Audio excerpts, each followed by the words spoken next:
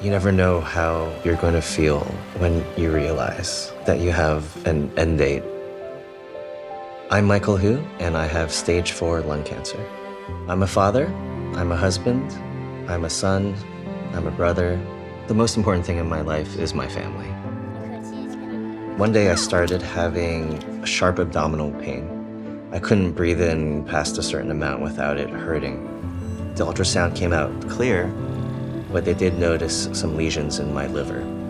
The next morning, a wall of doctors shuffled into my room and let me know that they had found additional lesions in my pancreas, my lung, my bones, and one in my brain. They didn't say cancer. I processed it for a few seconds and looked at the doctors and I said, "This is stage 4, isn't it?" I couldn't help thinking about what this means for my kids, what this means for my wife. It felt like the walls are crashing down around me. I just couldn't imagine what the future would look like. I just shifted to just processing it in my head. What does this mean? What do I need to do next? What do I need to ask about? My oncologist mentioned that if you're a non-smoker who's young, there's a good chance that you have a biomarker that could be eligible for a different type of therapy rather than just chemo and immunotherapy. I got the Guardant360 test the same day I was diagnosed.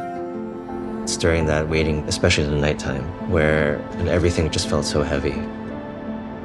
One of my fears was that I would have to go on chemo, and having watched my mother go through chemo, I was terrified because I saw the toll it had on her body.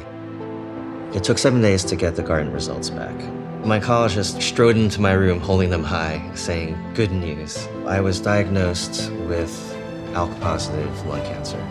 I feel that that was the turning point in my mood, honestly. I would be able to go on a targeted therapy. My doctor ordered the medication the same day we got the results, and I got the medication 3 days later. Waiting for the next scans was definitely a challenge. We held our breath as we got the results. Everything was shrinking. Almost half of the disease was gone at 6 weeks.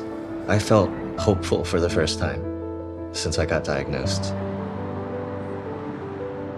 Unfortunately, I showed progression in my liver a year after I was diagnosed, but there are actually several targeted therapy treatments available. So if one stops working, we will explore if there's a different one that will work against the cancer strain that has become resistant. Complete genomic profiling through genetic tests like Guardant are extraordinarily critical. You need to get these tests in order to see what you have. If you don't know what you have, you can't get the treatment that you need.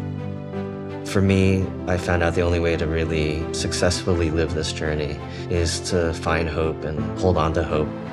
It's all of those special moments. I want to be able to experience those things together. I hope that Mike will be around for all of those milestones. What I'm hopeful to see in the future is us continuing to share wonderful, unscripted moments together as a family. I just look forward to doing more things that I've always dreamed about doing with my kids, being able to share life stories and wisdom with them. Everything I do right now is for my family.